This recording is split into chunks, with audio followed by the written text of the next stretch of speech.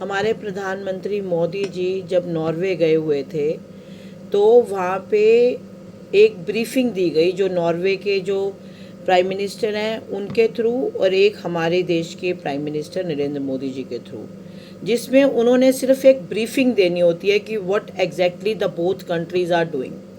पर वहाँ पर एक पश्चिमी मीडिया से जो मतलब ऑलरेडी ऐसे लग रहा है कि उसको किसी पर्पस के कारण भेजा गया, उस जो जर्नलिस्ट का नाम है यानी कि हेल लेंग हेल लेंग नाम की एक लड़की है जो मात्र 28 साल की है, जिसका जर्नलिज्म में ज़्यादा से ज़्यादा एक्सपीरियंस सिर्फ 4 या 5 साल का है। और उन्होंने अभी मोदी जी उस ब्रीफिंग करके बिल्कुल रूम से बाहर चले गए थे और पीछे से उसने बड़ी तेज़ से आवाज़ मारी कि और ये बोला नरेंद्र मोदी जी को कि भाई आपने प्रेस कॉन्फ्रेंस क्यों नहीं की, जबकि वो प्रेस कॉन्फ्रेंस थी नहीं, दैट वाज जनरल ब्रीफिंग। एक तो ये बात, उसके बाद ये लेडी हेलंग वहाँ चली गई जहाँ हमारे विदेश मंत्रालय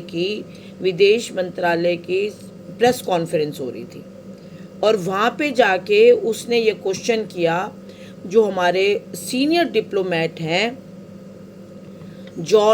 यूवी जॉर्ज जी से। ये क्वेश्चन किया कि हम भारत को एक ऐसा देश क्यों माने जहाँ उसकी हर जगह से प्रशंसा हो रही है और पूरा विश्व भारत को क्यों एक्सेप्ट करे, ऐसा क्या किया है भारत ने। ठीक है, फिर जब हमारे जो सीनियर डिप्लोमेट हैं यूवी जॉर्ज जी इसका आंसर देने लगे तो बीच बीच में that lady was continuously interrupting him, and our senior diplomatic leader told her that if you have asked a question, then I am liable to answer your question. But she was not at all listening. Rather बीच में ही उठ के चली गई। ये show किया उसने कि नाराज़गी शो करी कि भाई मैं तो उठ के जा रही हूँ, क्योंकि उसका पर्पस कौन था। और जो सीवी जॉर्ज हैं उन्होंने आंसर दिया कि ये जितने भी आप मोबाइल फ़ोन में नंबर्स देख रहे हो ये भारत की देन है, इसमें जो शून्य है ये भारत में इन्वेंट हुआ है, जो आप शतरंज खेलते हो, चेस खेलते हो, ये भारत में इन्वेंट हुई है। और कोविड के टाइम पे भारत ने क्या किया, पूरे विश्व को ये मेडिसिन्स बना के भेजी, एक्सपोर्ट्स की। तो हमने जब रिक्वायरमेंट हुई पूरे विश्व की, जो रिक्वायरमेंट हुई, भारत ने हमेशा आगे खड़े होके पूरे विश्व का साथ दिया है। और जब लगता है कि हमारी देश की इंटरवेंशन से कोई वॉर रुक सकता है, कोई और प्रॉब्लम हट सकती है, तो हमारा देश हमेशा आगे खड़ा रहता है। कभी भी कोई मुसीबत में हमारे भारतीय किसी कंट्री में फंस जाते हैं तो नरेंद्र मोदी कैसे हाथ आगे बढ़ा के उनको बचाते हैं।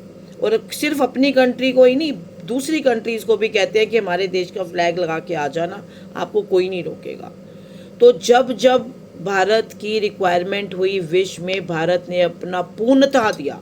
ये हमारे सीनियर डिप्लोमेटिक लीडर ने वहाँ पे बोला, but that lady was unable to understand all these things, क्योंकि पीछे कुछ और था। उसकी मंशा ही नहीं थी वो आंसर सुनने की, उसकी मंशा तो ये थी कि मैं कैसे क्योस क्रिएट करूं, क्योंकि ऑलरेडी वो हमारे देश से और नरेंद्र मोदी जी से बहुत ज़्यादा नफ़रत करती थी, जो पता था। और वो हर तरीके से भड़काऊ बातें बोल रही थी, जो कि टोटली इन्फ्लुएंस था पश्चिमी मीडिया से।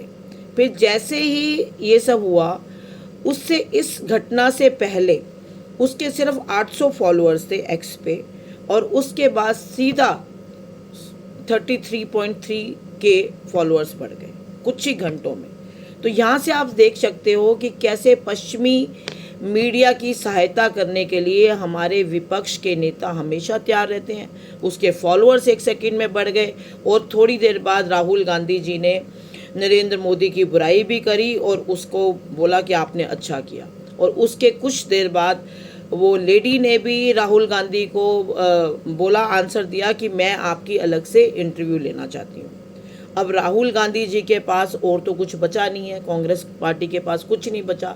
वो जहाँ जहाँ जिस भी स्टेट में लड़ रहे हैं वहाँ वहाँ उस स्टेट में उनकी हार हो रही है, यानी कि कोई कमाने खाने का कोई ढंग का साधन है नहीं। तो अब वो क्या करते हैं कि वो यहीं से जो उनको जो मतलब वो दी जाती है सब्सिडीज़, यू कैन से, कि पश्चिमी मीडिया से सब्सिडी मिलती है राहुल गांधी जैसे व्यक्तियों को, जो बाहर जाके ये बोलते हैं कि भाई हमारे देश में देखो ये चीज़ें हो रही हैं। क्योंकि ये नरेंद्र मोदी की बदनामी नहीं कर रहे, ये हमारे देश की बदनामी कर रहे हैं। क्योंकि कोई हमारे देश के खिलाफ अगर बोलेगा ना तो वो विपक्ष की भी ड्यूटी बनती है कि अगर आप भारत में रहते हो, भारत का खाते हो, तो भारत के फेवर में बात करो, ना कि वहाँ जाके अगेंस्ट बोलो। और उस लेडी को कह रहे हैं कि ठीक है मैं आपको इंटरव्यू दूंगा।